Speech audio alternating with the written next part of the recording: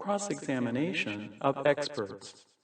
In these days, when it is impossible to know everything, but it becomes necessary for success in any avocation to know something of everything and everything of something, the expert is more and more called upon as a witness, both in civil and criminal cases.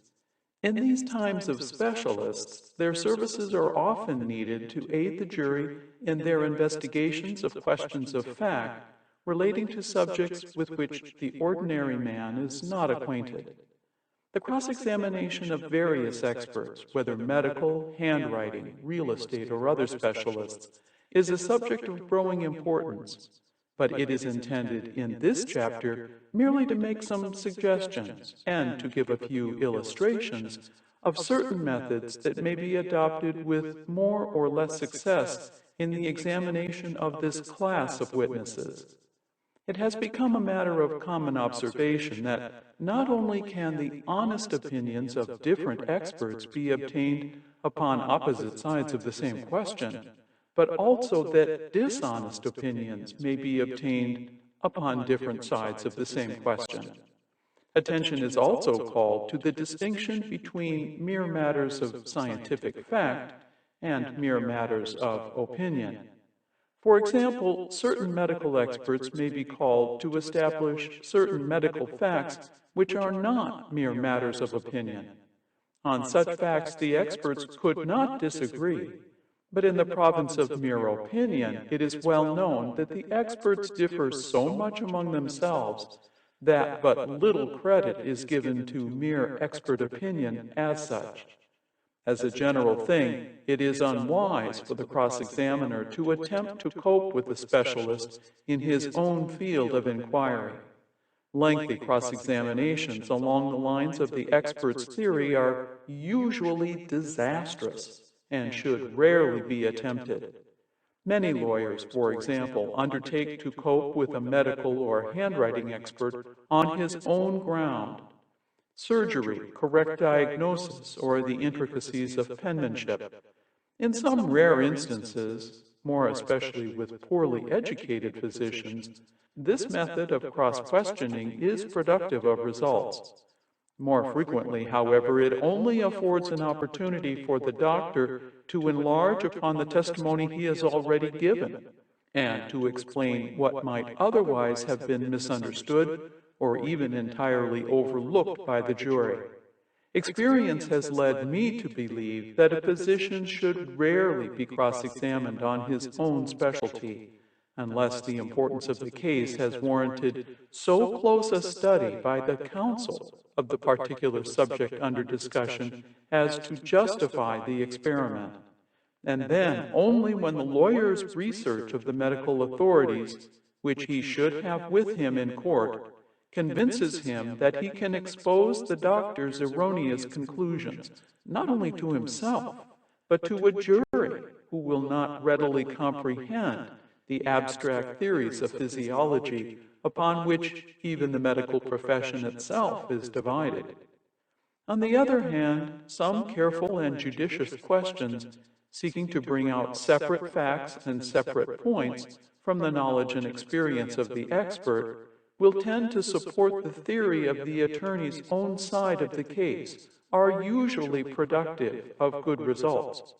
In other words, the art of the cross-examiner should be directed to bring out such scientific facts from the knowledge of the expert as will help his own case, and thus tend to destroy the weight of the opinion of the expert given against him. Another suggestion which should always be borne in mind is that no question should be put to an expert which is in any way so broad as to give the expert an opportunity to expatiate upon his own views, and thus afford him an opportunity in his answer to give his reasons in his own way for his opinions, which counsel calling him as an expert might not otherwise have fully brought out in his examination. It was in the trial of Dr. Buchanan on the charge of murdering his wife that a single ill-advised question put on cross-examination to the physician who had attended Mrs. Buchanan upon her deathbed, and who had given it as his opinion that her death was due to natural causes, which enabled the jury, after 24 hours of dispute among themselves, finally to agree against the prisoner on a verdict of murder in the first degree, resulting in Buchanan's execution. The charge against Dr. Buchanan was that he had poisoned his wife, a woman considerably older than himself and who had made a will in his favor, with morphine and atropine, each drug being used in such proportion as to effectually obliterate the group of symptoms attending death when resulting from the use of either drug alone. At Buchanan's trial, the district attorney found himself in the extremely awkward position of trying to persuade a jury to decide that Mrs. Buchanan's death was, beyond all reasonable doubt, the result of an overdose of morphine mixed with atropine administered by her husband, although a respectable physician, who had attended her at her deathbed, had given it as his opinion that she died from natural causes, and had himself made out a death certificate in which he attributed her death to apoplexy. It was only fair to the prisoner that he should be given the benefit of the testimony of this physician. The district attorney therefore called the doctor to the witness stand and questioned him concerning the symptoms he had observed during his treatment of Mrs. Buchanan just prior to her death, and developed the fact that the doctor had made out a death certificate in which he had certified that, in his opinion, apoplexy was the sole cause of death. The doctor was then turned over to the lawyers for the defense for cross-examination. One of the prisoner's counsel, who had far more knowledge of medicine than of the art of cross-examination, was assigned the important duty of cross-examining this witness. After badgering the doctor for an hour or so with technical medical questions more or less remote from the subject under discussion, and tending to show the erudition of the lawyer who was conducting the examination, rather than to throw light upon the inquiry uppermost in the minds of the jury, the cross-examiner finally reproduced the death certificate and put it in evidence, and calling the doctor's attention to the statement therein made, that death was the result of apoplexy, exclaimed while flourishing the paper in the air, quote, "Now, doctor, you have told us what this lady's symptoms were. You have told us what you then believed was the cause of her death. I now ask you, has anything transpired since Mrs. Buchanan's death which would lead you to change your opinion as it is expressed in this paper?" Unquote. The doctor settled back in his chair and slowly repeated the question asked. "Has anything transpired since Mrs. Buchanan's death which would lead me to change my opinion as it is expressed in this paper?" The witness turned to the judge and inquired if, in answer to such a question, he would be allowed to speak of matters that had come to his knowledge since he wrote the certificate. The judge replied, "The question is a broad one. Counsel asks you if you know of any reason why you should change your former opinion." The witness leaned forward to the stenographer and requested him to read the question over again. This was done. The attention of everybody in court was by this time focused upon the witness, intent upon his answer. It seemed to appear to the jury as if this must be the turning point of the case. The doctor, having heard the question read a second time, paused for a moment, and then, straightening himself in his chair, turned to the cross-examiner and said, "I wish to ask you a question.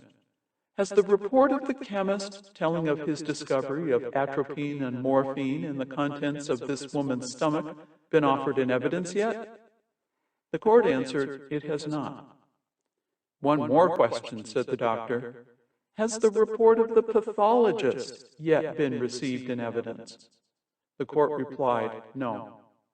"Then," said the doctor, rising in his chair, "I can answer your question truthfully that, as yet, in the absence of the pathological report and in the absence of the chemical report, I know of no legal evidence which would cause me to alter the opinion expressed in my death certificate.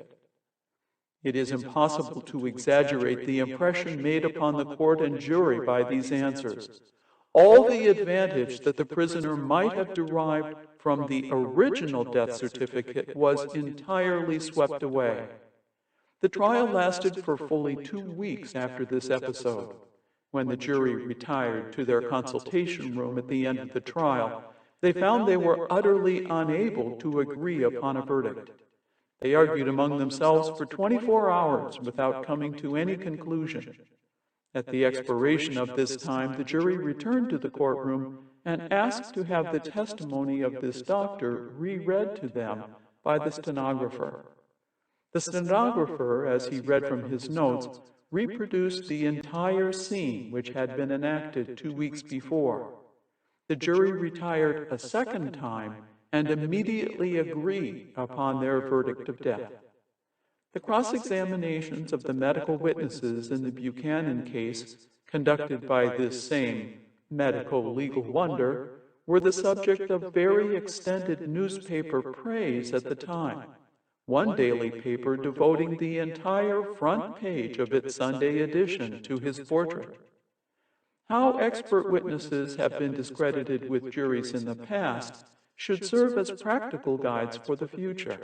The whole effect of the testimony of an expert witness may sometimes effectually be destroyed by putting the witness to some unexpected and offhand test at the trial, as to his experience, his ability, and discrimination as an expert, so that in case of his failure to meet the test, he can be held up to ridicule before the jury, and thus the laughter at his expense will cause the jury to forget anything of weight that he has said against you.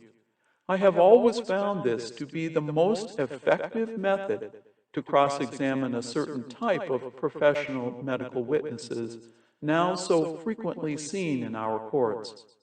A striking instance of the efficacy of this style of cross-examination was experienced by the writer in a damage suit against the city of New York, tried in the Supreme Court sometime in 1887. A very prominent physician, president of one of our leading clubs at the time, but now dead, had advised a woman who had been his housekeeper for 30 years, and who had broken her ankle in consequence of stepping into an unprotected hole in the street pavement, to bring suit against the city to recover $40,000 in damages. There was very little defense to the principal cause of action. The hole in the street was there, and the plaintiff had stepped into it. But her right to recover substantial damages was vigorously contested. Her principal, in fact her only medical witness, was her employer, the famous physician. The doctor testified to the plaintiff's sufferings, described the fracture of her ankle, explained how he himself had set the broken bones and attended the patient, but affirmed that all his efforts were of no avail, as he could bring about nothing but a most imperfect union of the bones, and that his housekeeper, a most respectable and estimable lady, would be lame for life. His manner on the witness stand was exceedingly dignified and frank, and evidently impressed the jury. A large verdict of fully $15,000 was certain to be the result, unless this witness's hold upon the jury could be broken on his cross-examination. There was no reason known to counsel why this ankle should not have healed promptly, as such fractures usually do. But how to make the jury realize the fact was the question. The intimate personal acquaintance between the cross-examiner and the witness was another embarrassment. The cross-examination began by showing that the witness, although a graduate of Harvard, had not immediately entered a medical school, but on the contrary had started in business in Wall Street, had later been manager of several business enterprises, and had not begun the study of medicine till he was 40 years old. The examination then continued in the most amiable manner possible, each question being asked in a tone almost of apology. Counsel: We all know, doctor, that you have a large and lucrative family practice as a general practitioner, but is it not a fact that in this great city where accidents are of such common occurrence, surgical cases are usually taken to hospitals and cared for by experienced surgeons? Doctor: Yes, sir, that is so. Counsel: You do not even claim to be an experienced surgeon? Doctor: Oh, no, sir. I have the experience of any general practitioner. Counsel: What would be the surgical name for the particular form of fracture that this lady suffered? Doctor: What is known as a Pott's fracture of the ankle. Counsel: That is a well-recognized form of fracture, is it not? Doctor: Oh, yes. Counsel, chancing it: Would you mind telling the jury about when you had a fracture of this nature in your regular practice, the last before this one? Doctor, dodging: I should not feel at liberty to disclose the names of my patients. Counsel, encouraged: I'm not asking for names and secrets of patients, far from it. I'm only asking for the date, doctor, but on your oath. Doctor: I couldn't possibly give you the date, sir. Counsel, still feeling his way: Was it within the year preceding this one? Doctor, hesitating: I would not like to say, sir. Counsel, still more encouraged: I am sorry to press you, sir, but I'm obliged to demand a positive answer from you whether or not you had had a similar case of Pott's fracture of the ankle the year preceding this one. Doctor: Well, no, I cannot remember that I had. Counsel: Did you have one 2 years before? Doctor: I cannot say. Counsel, forcing the issue: Did you have one within 5 years preceding the plaintiff's case? Doctor: I am unable to say positively.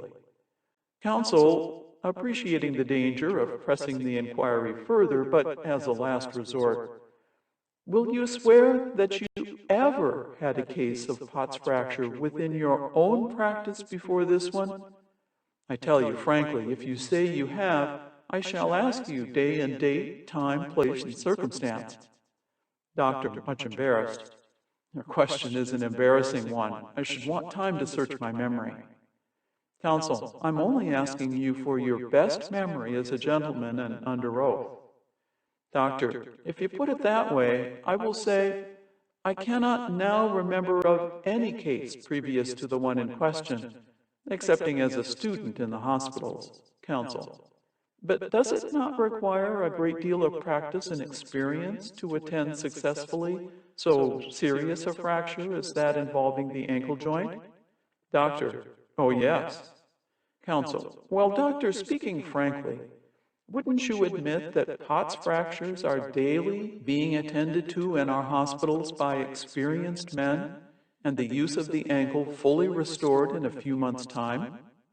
Doctor: That may be, but much depends upon the age of the patient, and again, in some cases, nothing seems to make the bones unite. Counsel, stooping under the table and taking up the 2 lower bones of the leg attached, then approaching the witness: Will you please take these, doctor, and tell the jury whether in life they constituted the bones of a woman's leg or a man's leg? Doctor: It is difficult to tell, sir. Counsel: What? Can't you tell the skeleton of a woman's leg from a man's, doctor? Doctor: Oh, yes, I should say it was a woman's leg. Counsel, smiling and looking pleased: So in your opinion, doctor, this was a woman's leg? It was a woman's leg.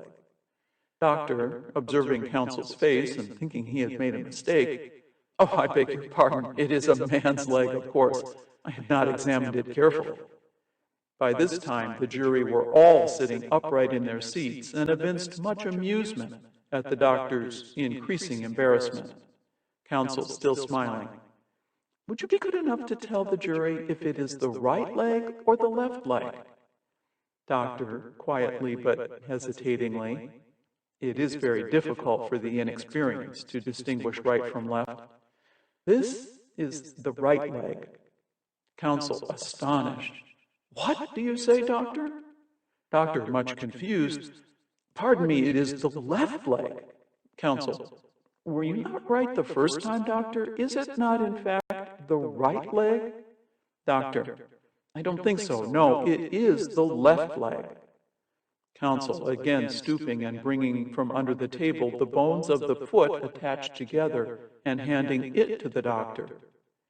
Please put the skeleton of the foot onto the ankle joint of the bones you already have in your hand, and then tell me whether it is the right or left leg. Doctor, confidently, yes, it is the left leg, as I said before. Counsel, uproariously, but doctor, don't you see you have inserted the foot into the knee joint? Is that the way it is in life? The doctor, amid roars of laughter from the jury, in which the entire courtroom joined, hastily readjusted the bones and sat, blushing to the roots of his hair. Counsel waited until the laughter had subsided and then said quietly, I think I will not trouble you further, doctor. This incident is not the least bit exaggerated. On the contrary, the impression made by the occurrence is difficult to present adequately on paper. Counsel on both sides proceeded to sum up the case, and upon the part of the defense, no allusion whatsoever was made to the incident just described. The jury appreciated the fact and returned a verdict for the plaintiff for $240.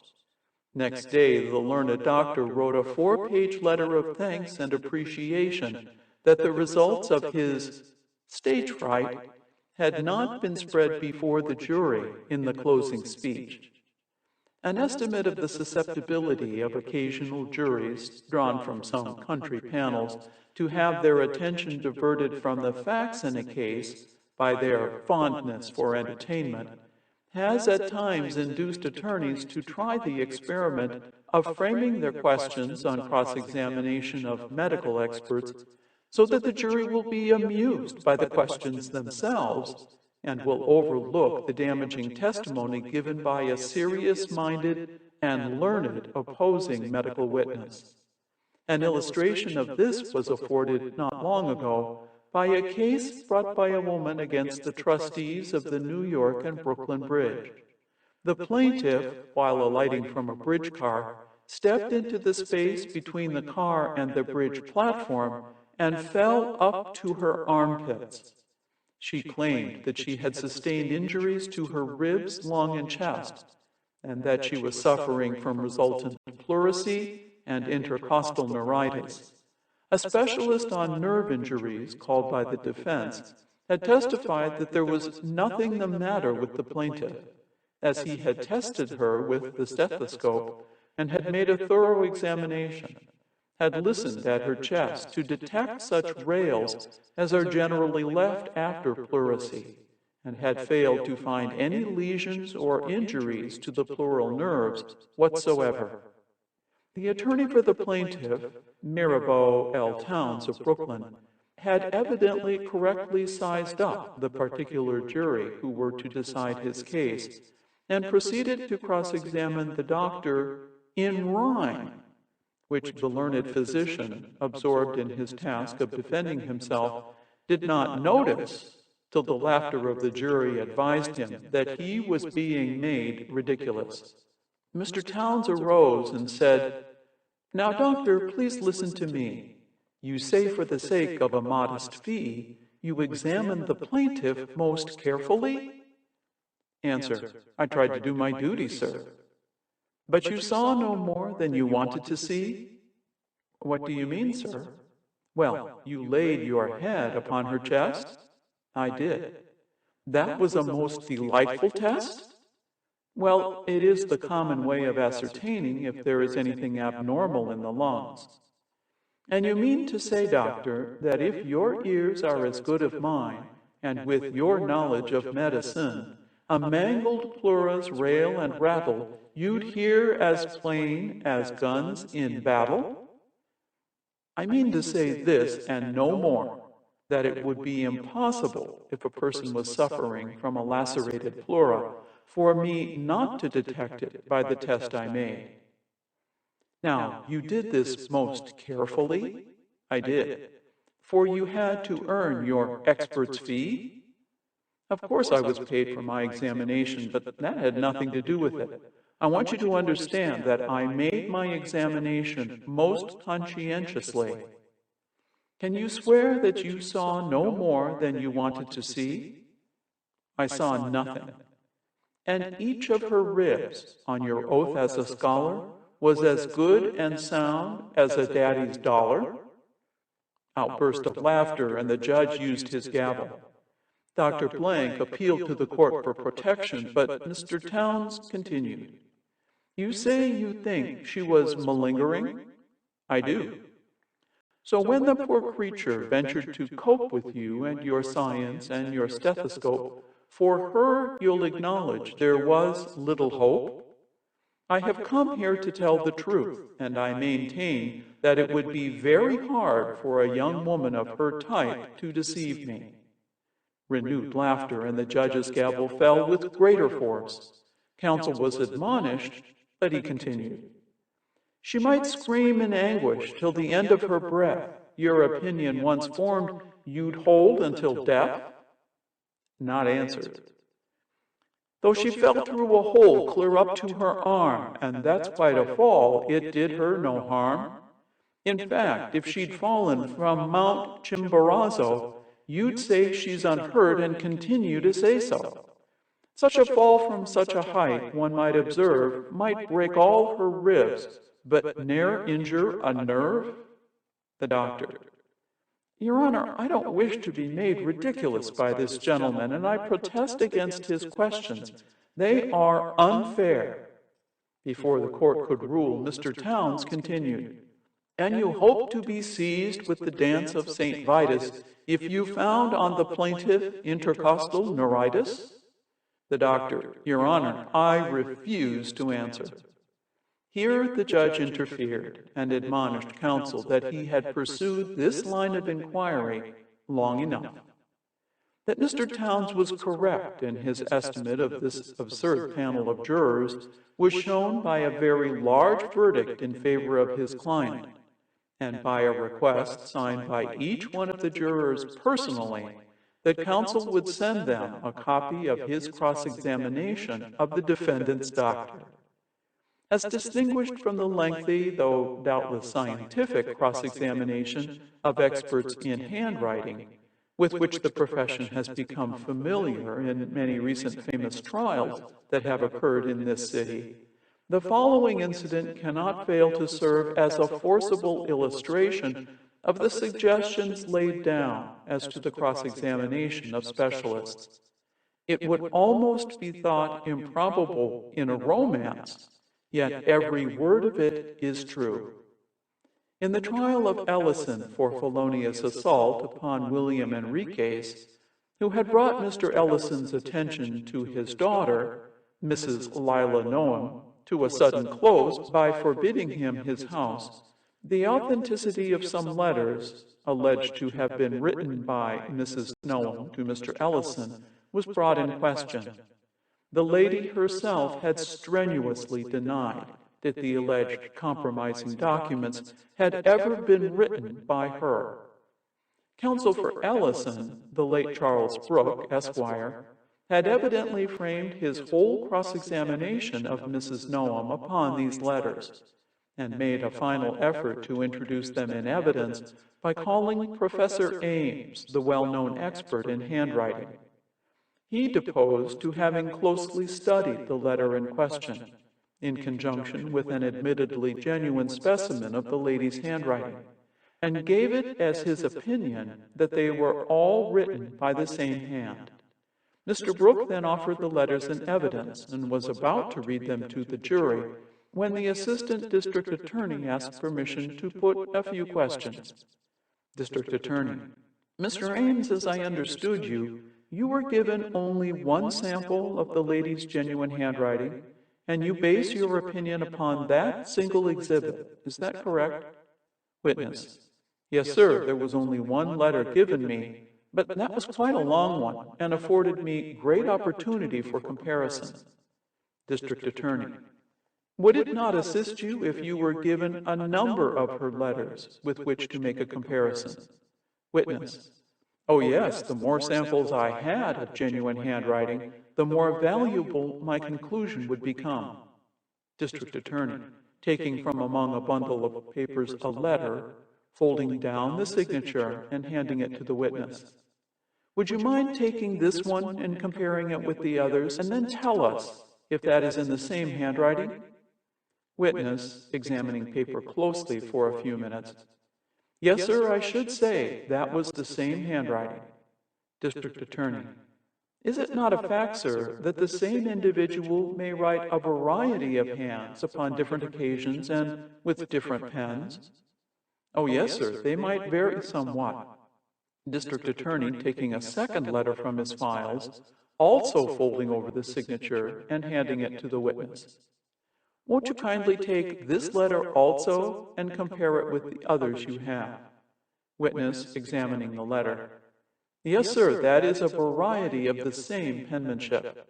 District Attorney: Would you be willing to give it as your opinion that it was written by the same person? Witness: I certainly would, sir. District Attorney, taking a third letter from his files, again folding over the signature and handing it to the witness. Be good enough to take just one more sample, I don't want to weary you, and say if this last one is also in the lady's handwriting. Witness, appearing to examine it closely, leaving the witness chair and going to the window to complete his inspection. Yes, sir. You understand I am not swearing to a fact, only an opinion. District Attorney, good-naturedly: Of course I understand, but is it your honest opinion as an expert that these 3 letters are all in the same handwriting? Witness: I say yes, it is my honest opinion. District Attorney: Now, sir, won't you please turn down the edge where I have folded over the signature to the first letter I handed you and read aloud to the jury the signature? Witness, unfolding the letter and reading triumphantly: Lila Noam. District Attorney: Please unfold the second letter and read the signature. Witness, reading: William Enriquez. District Attorney: Now the third, please. Witness, hesitating and reading with much embarrassment: Frank Ellison. The alleged compromising letters were never read to the jury. End of Chapter 5.